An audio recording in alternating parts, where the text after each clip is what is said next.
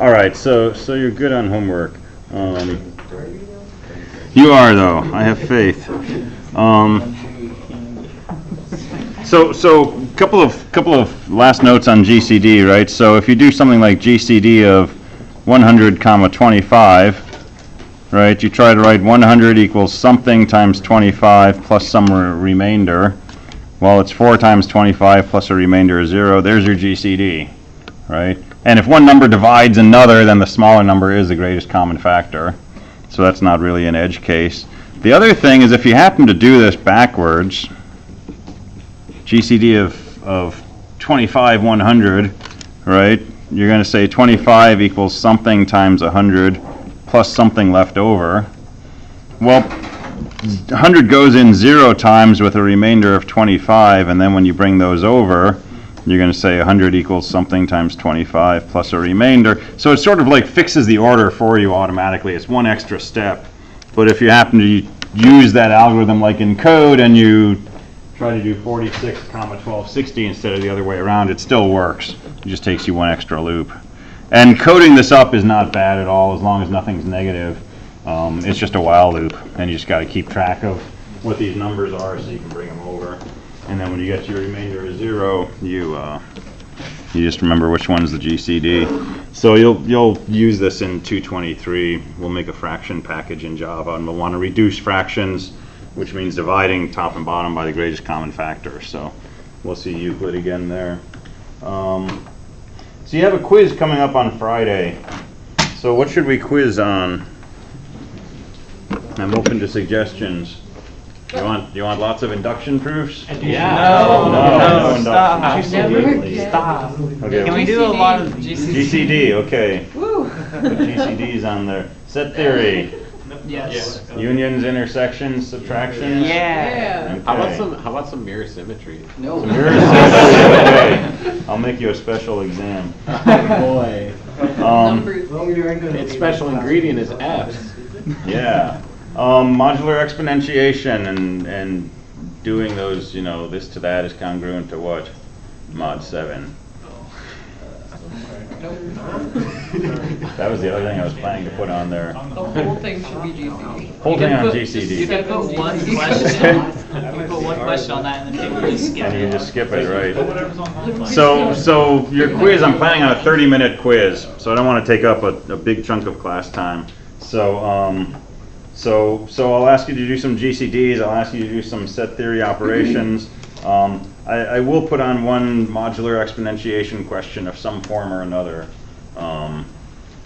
So take a look at that last question that some people started to do here. So something with modular arithmetic. You could do a membership table. Could do a membership table. But only 30 minutes, so probably less than 30 minutes. All right, so it'll be something that you've already encountered and done, and that I feel confident that you know how to do. Are you hacking over there? Yep. Cool. So applications for some of this stuff. Let me show you a cool little trick that kind of falls out of some of this modular arithmetic. So let me write down a number.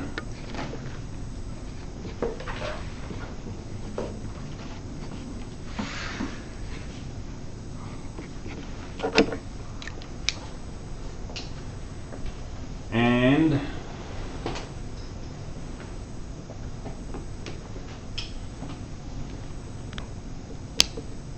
it's not the number I wanted. There we go. That's better. I can guarantee this number is divisible by 3. Is that because you added them all up? Yeah. So, let's see how my brain calculations are. 74369 2100511 divided by 3. Hey, it's a multiple of 3. Wow. It's odd. What? I can also tell you it's odd. How can you tell me it's odd? It doesn't divide by 2. How do you know that? Because it doesn't end with a multiple of 2. Ah, Interesting. Is that enough? Yes. Right? So if this digit is not a multiple of 2, the whole number is not a multiple of 2. Yeah. That's an interesting And 4, theory. And 4 and 6. They can do a proof. So You what? there's rules, quote unquote, to know if it's divisible by anything up to like 10. Yeah, They side for 7. There isn't one for 7. I thought there was. We'll find out. Find it. So what is a number? A number is a set of digits, right? And we interpret this number as being the number d0 plus 10 times d1 plus 10 squared times d2 plus 10 cubed times d3 plus 10 to the nth times dn. That's what we mean when we write a number down as a series of digits side by side, right? So let's calculate what this is congruent to modulo 2. So let's call this thing big N. And remember, if we work modulo something, we can go into that mod system anywhere that we want.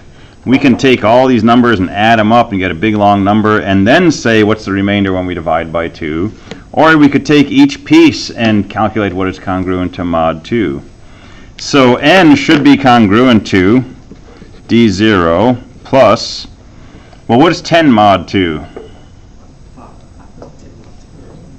0, right? Remainder when you divide 10 by 2 is 0. So this is congruent to D0 plus 0 times D1 plus 0 squared times d2 plus 0 to the little n times dn. And 0 times anything is just 0. So this whole number n is congruent to d0 mod 2. And that's Kahn's observation, that if this last digit is divisible by 2, the whole number is divisible by 2. And if the whole number is divisible by 2, this last digit must be divisible by 2. So we can tell if the whole number is even by just checking that last digit. Well, we already knew that from grade school, right? But this is why it actually works. So divisibility by 5, N's in a 5. right? So if we work mod 5, n is congruent to d0 plus, well, what's 10 mod 5? That's just 0 times d1 plus 0 squared d2, which is just d0. So n is congruent to whatever that last digit is congruent to, mod 5. So if this is a 0, 0 is divisible by 5, the whole number is divisible by 5. If it's a 5, 5 is divisible by 5, whole number is divisible by 5. Anything else, it's not divisible by 5. And in fact, we can't just say, we can say more than it's just divisible or not divisible. We can say this number is exactly one more than a multiple of 5. Okay, and we already knew that also from grade school, but we can extend this. Let's look mod 3. So what's 10 mod 3? All right, one more than a multiple of 3. So it's 1 times d1 plus 1 squared times d2 plus 1 cubed d3. And all those powers of 1 are just 1, so n is congruent to d0 plus d1 plus d2 plus dn mod 3. So if you take a number and you add up all the digits, whatever that's congruent to mod 3, that's what your original number is congruent to. So if I add up the digits and I get a multiple of 3, my original number is also a multiple of 3. So that's a casting out 3's trick. And it's also, if the addition is a multiple of 9, it's divisible by 9. Yeah, so 9 works the same way, because if we go mod 9, n is d0 plus, well, 10 is congruent to 1 mod 9. So it's 1 times d1 plus 10 squared will be 1 squared times d2, 1 cubed d3, which again is just the sum of the digits. So if you add up the digits and it's divisible by 9, then your whole number is divisible by 9. So there's all these little tricks we can use. So here's a really fun one. What about mod 11?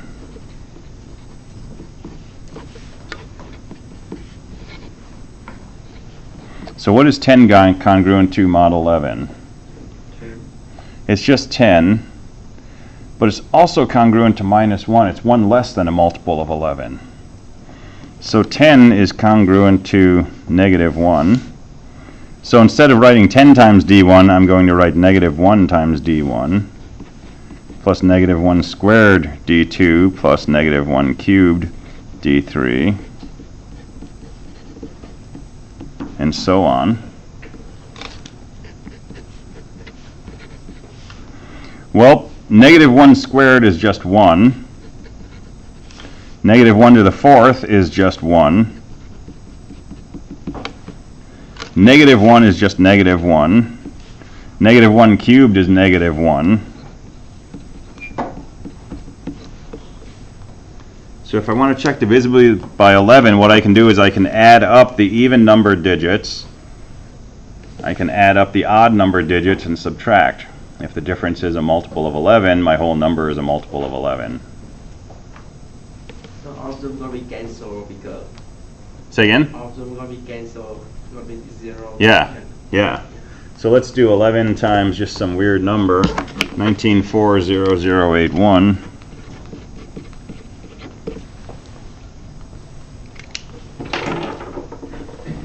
So here's my even digits.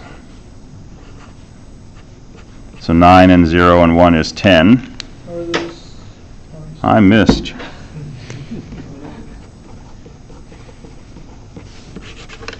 Okay, so there's that, and that, and that, and that. 1 and 4 and 0 and 1 is 6. And my odd digits are 8, 0, and 9. 9 and 0 and 8 are 17. 17 minus 6 is 11. That's a multiple of 11. So that's a multiple of 11.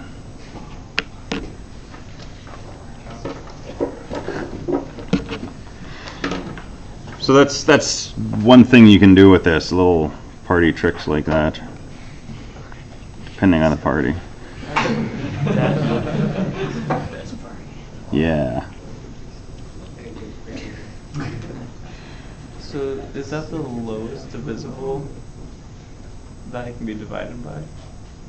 Not necessarily. Like if you do 22, right, some of the even digits is 2, some of the odd digits is 2. So that's a multiple of 11, but it's also divisible by 2. So, and I don't know what the heck I multiplied it by. Probably prime number, but not.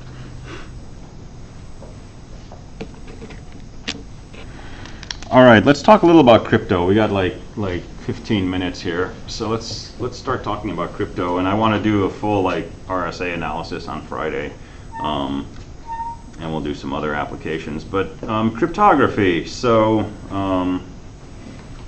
basic idea of crypto systems is that secure transmission is more or less impossible. Okay, this has been known for thousands of years. You have a message you want to send to somebody somewhere else, you give it to somebody and they get on a horse and they start riding, and somebody jumps out and kills them and takes the message, right? And this happens today on the internet. Yeah, horses. So it's long been known that there's really no way to guarantee secure transmission of information, right? Your information is always subject to being intercepted. And it's true today, right? We use wireless connections, and everything that your computer sends out can be picked up by anybody with a receiver. Anything you say on your cell phone can be picked up by anybody with a receiver. The person you're talking to has a device that can interpret, what you're sending them, so it's obviously interceptable. And so for a long time, thousands of years at least, people have tried to come up with ways to take information and mask it, so that if somebody else gets possession of this information, they can't use it. Right? So this is the idea of encrypting information. So taking a message and somehow putting it in a form in a language that other people don't know. So even if someone grabs your message, they can't read it. So a really basic example of this would be, you want to send the secret message, hello. And so you take each letter and you move to the next letter of the alphabet. So this becomes I, F, And so your kid brother or kid sister intercepts your message and they say IFMMP, it doesn't mean anything, and they don't know you're saying hello to someone. Okay, so this is an example of what's called a shift cipher. And it's sometimes called a Caesar cipher, because it's attributed to Caesar. And if you don't know how this message was encoded, you look at it and it's just gibberish. It's a bunch of letters. Doesn't mean anything. Could be a foreign language, could be some elliptic curve system, got no idea. So your information is secure. But if you know that this was created by adding 1 to each letter, then you receive this message. What do? You subtract 1 from each letter, and you decrypt, and you get back the original plain text. Okay, so terminology: plain text, ciphertext. This is encrypting. This is decrypting.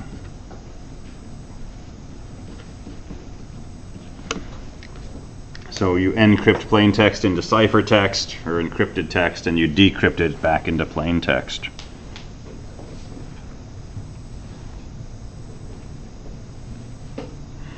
So shift ciphers have been used for a long time. They're not a terribly secure way to do encryption. For one thing, there's only 26 things we can shift by, and it's pretty easy to just try all the possible decryptions until we get something that doesn't look like gibberish anymore, right? But it's a quick and dirty cipher. Anybody ever have a decoder ring? Right? I had a Captain Crunch decoder ring, and it's a shift cipher. It's got a dial of letters and an outer dial of letters, and you can turn the outer dial so its end positions offset from the inner one, and you just read your message on the outer one. And the same setting lets you decrypt. So you tell your friend, we're using a shift of 7 today, and they put their ring at 7, and you can send them messages, and they can decrypt with the same setting. And this is something we're going to see again and again. The way that you encrypt and the way that you decrypt are related to each other. And that's actually a problem, because if I want to send you a secure message, I've got to tell you how I'm encrypting my message. And now I'm sending my message to somebody else. I've got to tell them how I'm encrypting my message, and suddenly I don't trust someone anymore. I've got to change the way that I'm encrypting. And now I've got to tell everybody that I trust what the new code is that I'm using to encrypt my messages. And then if one of them falls out of favor, I've got to change my encryption method again, my secret shift. Right? And this is problematic. So when we get There's no way to get around that.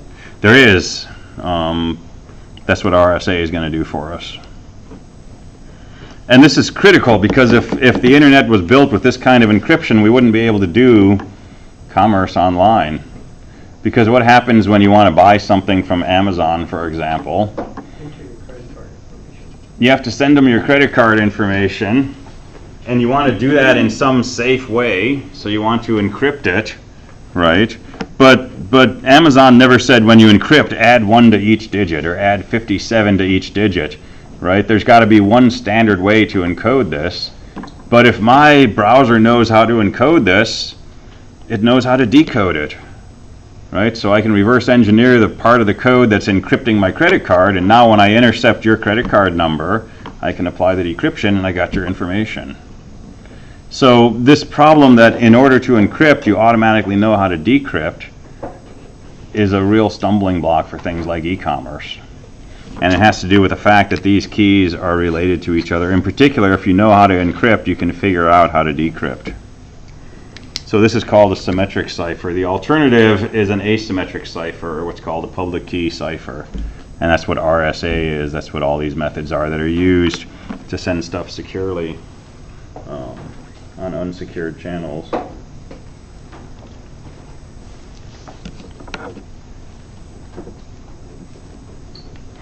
So fiber optic is more secure than some. You can set it up in some way so that if you cut a fiber optic line, it's detectable. And you can insulate the outside, which makes it harder to detect what's going down the line without cutting into it. but I'm not sure I believe that there's ever a transmission method that's actually secure. And there's so many hacks that you can do around information transfer. So, anybody ever hear of Tempest?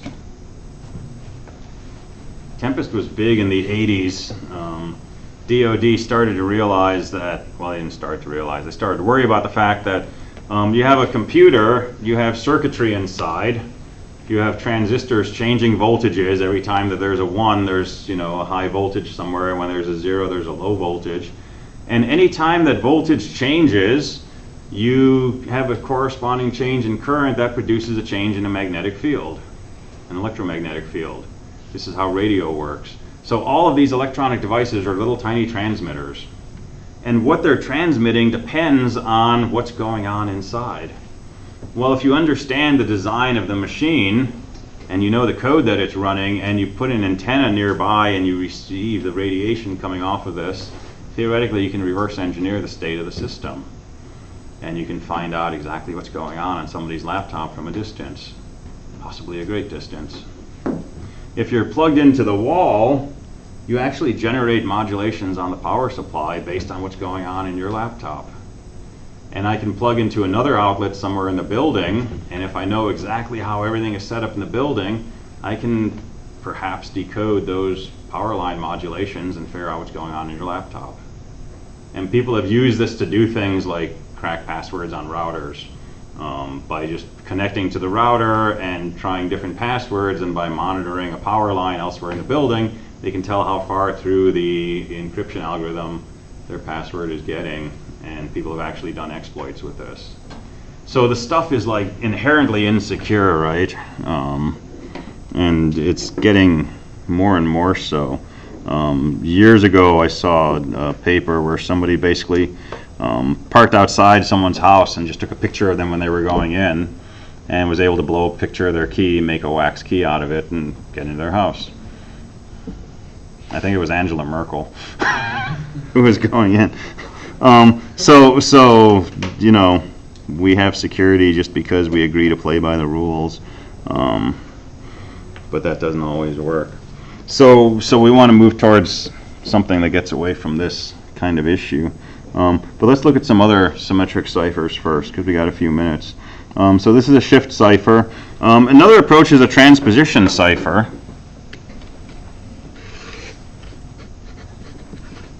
Let me show you a real simple transposition cipher. Just break your text into groups of 2 and swap the letters.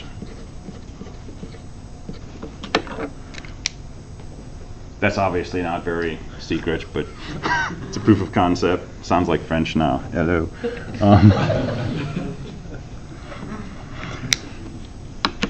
But we can use larger groups, right? We could break this into a group of, 5 letters or 500 letters, and define a rearrangement of the letters within that. So this letter is going to go here, and this is going to go here, and it's going to look like your try worksheets from 222.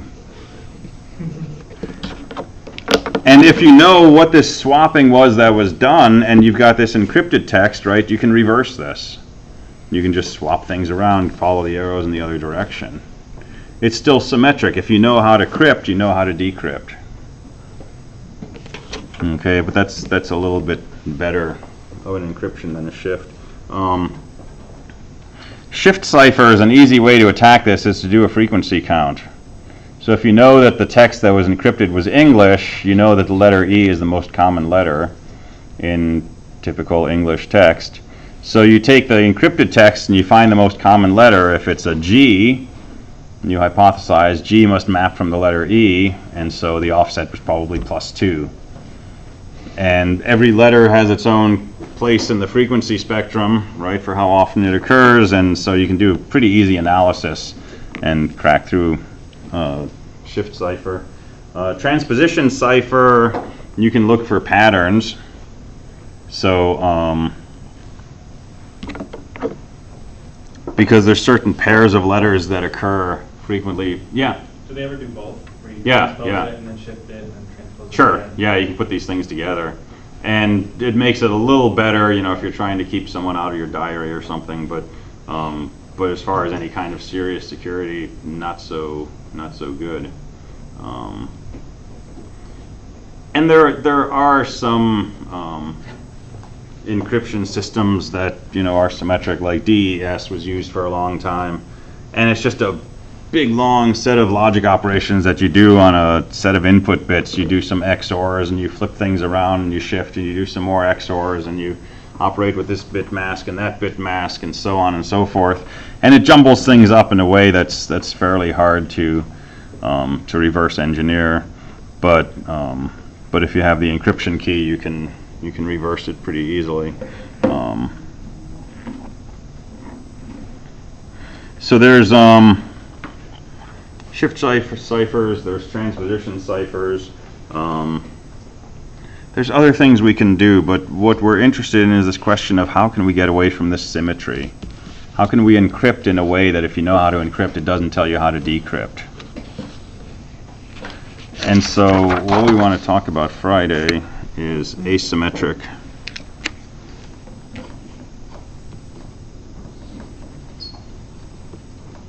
or public key crypto. So public key means I can publish to the whole world how they should encrypt messages to me.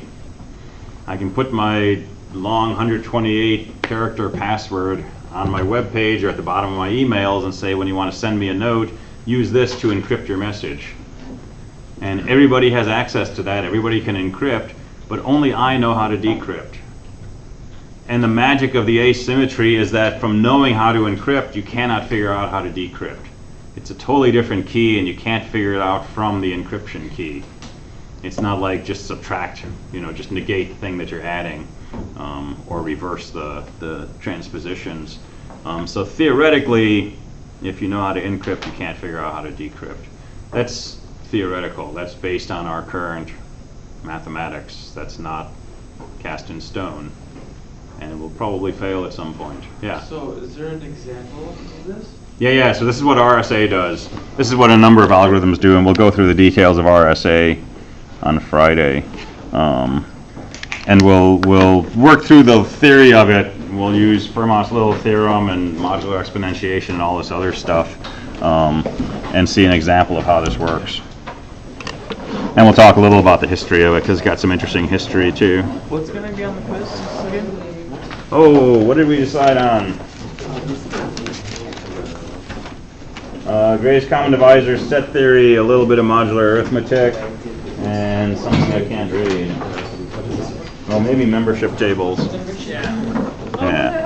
Did you see there's an MIT paper a while back, but they invented this machine that would connect to the tables